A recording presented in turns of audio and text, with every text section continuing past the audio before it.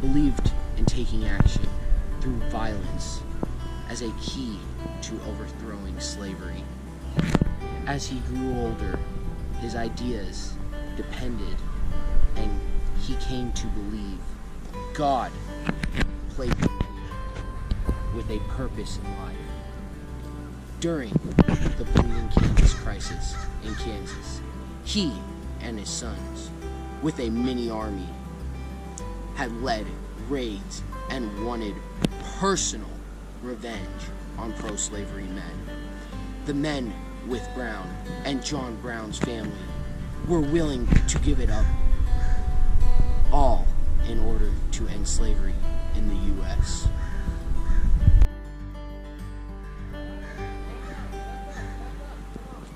Here we see John Brown holding up a sign that reads, "No more slavery, or blood will be spilled," with his sons at his side, ready to fight and give it all up to end slavery.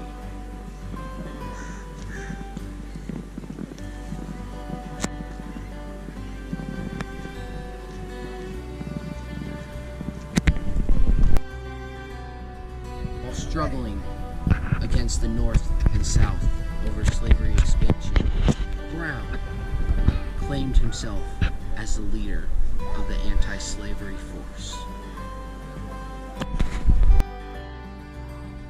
I will be the new leader of the anti-slavery force of Osawatomie Creek.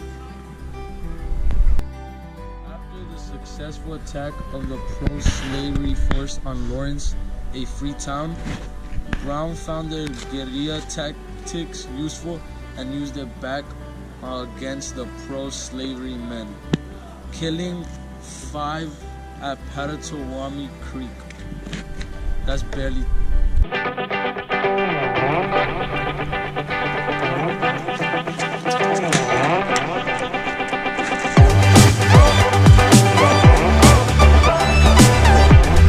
John Brown justified their killings as a will of God and was considered a hero in the North. John Brown continued these raids and killings to free slaves. While doing this, he slowly made a name for himself. On forth we shall move, nothing will stop us, for those who try to stand in our way will be unsuccessful. And we will achieve the goal that God has intended us to do. We shall become a free state with no slaves. By 1857, the Secret Six was created and consisted of 6 abolitionists and 22 men, including 5 blacks and 3 of Brown's sons. Renting a Maryland farm, they prepared to raid Harper's Ferry.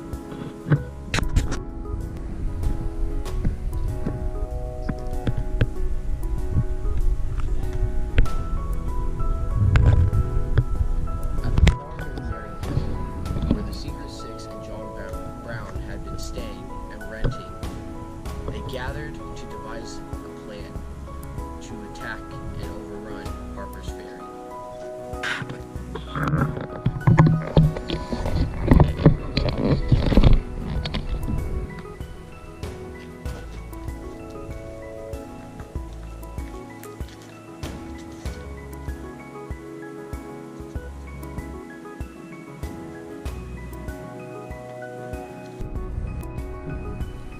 During the raid on October 16, 1859, the Secret Six overwhelmed the arsenal and gathered many hostages at Harper's Ferry. But by the morning of October 19th, they were surrounded and overran by the U.S. Marines due to word spreading that the arsenal had been overrun by John Brown and the Secret Six. The last thing Southerners wanted was a slavery revolt and to lose control of the arsenal. On October 16th, the Secret Six were ready to strike Harper's Ferry and had taken control of the arsenal.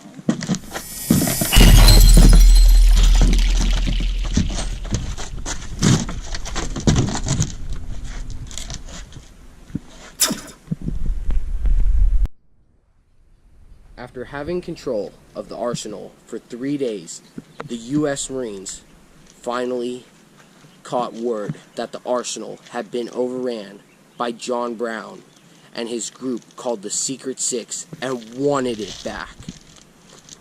On the morning of October 19th, the U.S. Marines had Harper's Ferry surrounded. Put your hands up and behind your head.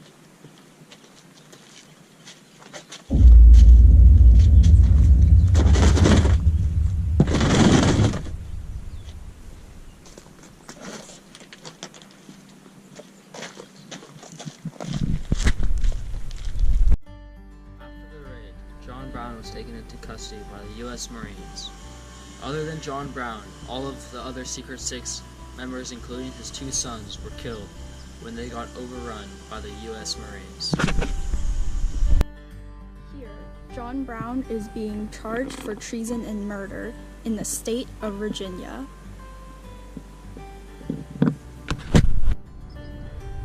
John Brown was found guilty on November 2nd.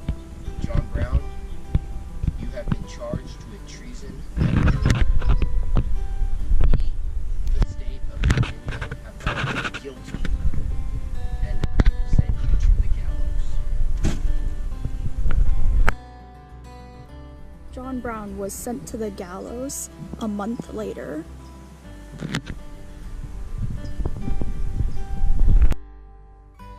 Though the raid on Harper's Ferry had been unsuccessful, Brown made it so the North and the South had no possible further compromises to be made, and became a vital push to the Civil War. It had also heightened the stakes of the 1860 election, as well as tension between the North, mostly anti-slavery, and the South, who was mostly pro-slavery. It sparked the Civil War.